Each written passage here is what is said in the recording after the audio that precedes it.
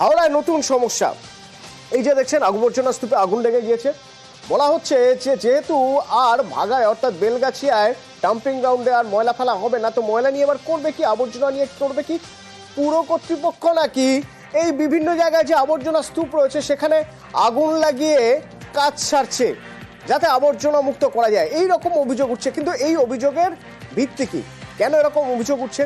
কটা জায়গায় এইভাবে আবর্জনার যে স্তূপ রয়েছে সেখানে আগুন ধরানো হয়েছে বা আগুন ধরে গিয়েছে, মনে করছে এলাকার মানুষ যে আগুন ধরানো হয়েছে, কেনই বা তাদের মনে হচ্ছে? দেবাশিস রয়েছে আমার সঙ্গে, সরাসরি বলতে পারবে দেবাশিস।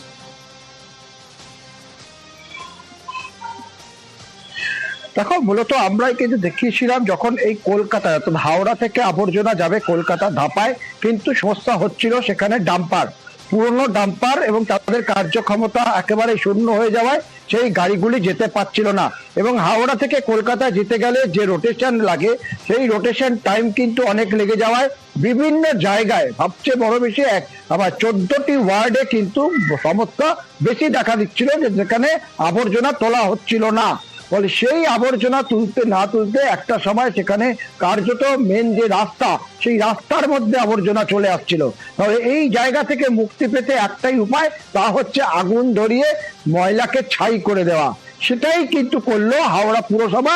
অভিযোগটা স্থানীয় বাসিন্দাদের, এবং তাদের অভিযোগ এই আবর্জনা সরাতে গিয়ে কার্যত গোটা এলাকা জুড়ে এক নতুন দূষণ ছড়ালো হাওড়া পুরসভা। তবে অবশ্যই হাওড়া পুরসভার তরফ থেকে জানানো হয়েছে এই আগুন তারা লাগায়নি।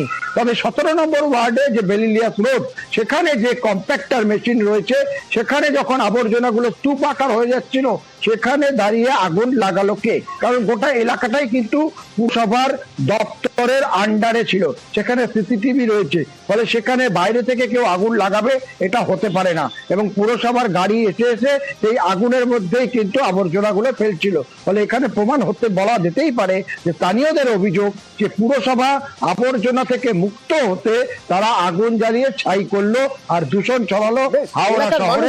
এলাকার মানুষ কি বলছেন একবার শুনবো।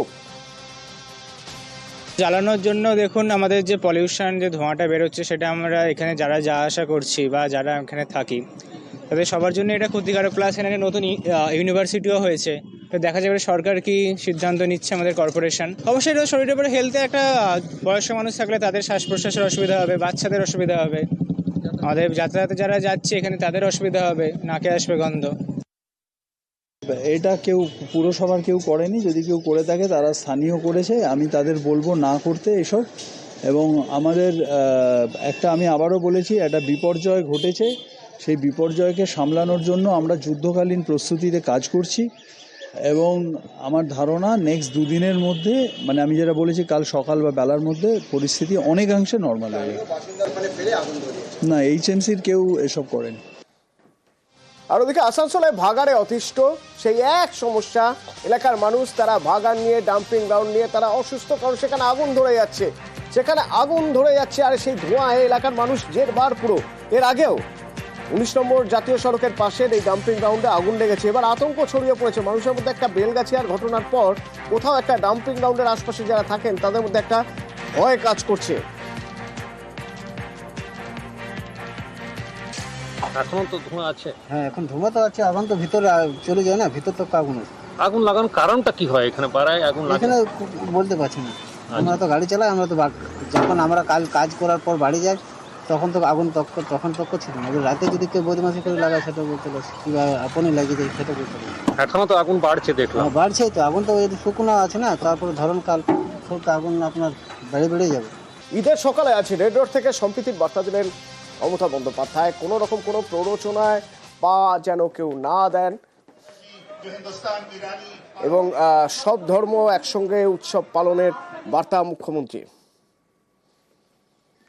अजीम शख्सियत अभिषेक दा और हमारे सीएम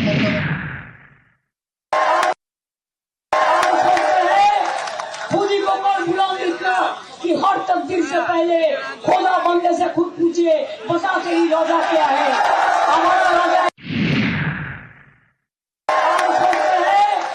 खुदी को पर गुलाम इतना कि हर तकदीर से पहले खुदा बंदे से खुद पूछे, बता तेरी रजा क्या है। हमारा रजा ये है कि हम सबको लेके चलेंगे, सब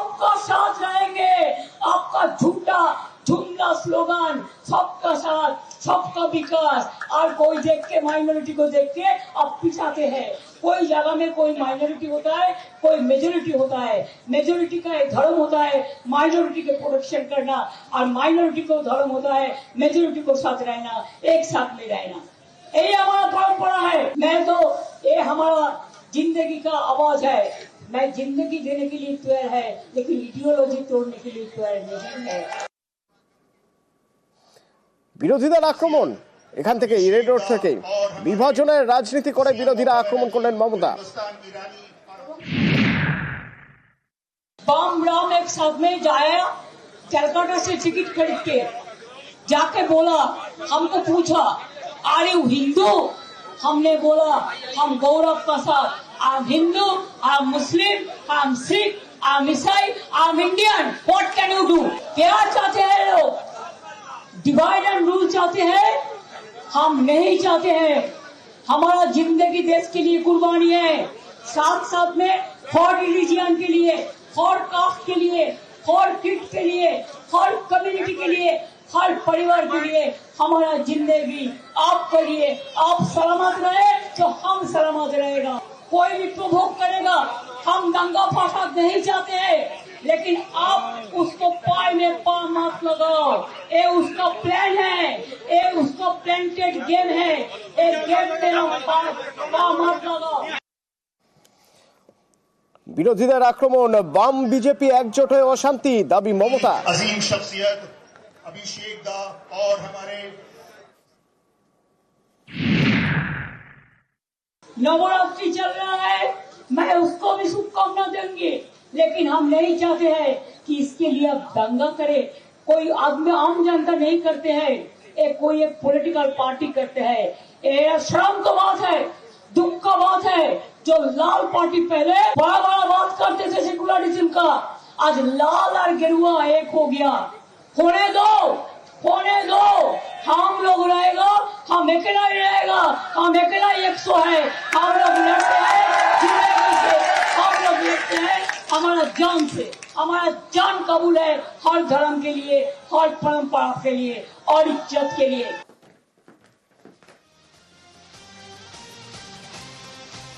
রামনবমীর আগে অস্ত্র মিছিল নিয়ে বাকযুদ্ধ। কিরকম বাকযুদ্ধ না, অস্ত্র নিয়ে মিছিলে অনর, একদিকে বঙ্গ বিজেপি। দিলীপ ঘোষ দাবি করছেন অস্ত্র নিয়ে মিছিল হবে, পাল্টা তোপ দাগছেন ফিরহাদ হাকিম। দাবি করছেন মেরুকরণের রাজনীতিতে ভোটে জেতা যায় না, মানুষ উন্নয়নের পক্ষে ভোট দেবে, দাবি ফিরহাদের। শুনুন। মহরমে যদি অস্ত্র বেরোতে পারে তো রামনবমীতে বেরোবে কেন? আমাদের সমস্ত দেবী দেবতার হাতে অস্ত্র আছে, তো অস্ত্র নিয়ে বেরোবো। এবং অস্ত্র নিয়ে এই জন্য বেরোবার দরকার আছে মিছিলের সুরক্ষার জন্য। পুলিশের উপরে কোনো ভরসা নেই, তাহলে ধর্মকর্ম বন্ধ করে দিতে হবে। শোভাযাত্রা পুজো পাঠ করবে না, কারণ কি হলেই হামলা হবে, যেটা হচ্ছে জায়গায় জায়গায়। সেই জন্য হিন্দুদের নিজের সুরক্ষার জন্য নিজের ব্যবস্থা করতে হবে। সবসময় একটা সাম্প্রদায়িক বিভাজনের চেষ্টা করছে, তার কারণ পলিটিক্যাল গেনের জন্য। উন্নয়নের সাথে মানুষ থাকেন, সাম্প্রদায়িকতা, বিভাজন, এগুলোর সাথে মানুষ থাকেন না। টেম্পোরারি হয়তো 2-4 জন আপনার পাশে যারা রয়েছে তারা লাফালাফি করবে, ভোট পাওয়া যায় না বারবার। এটা ভোট এটা মূর্খতা হচ্ছে।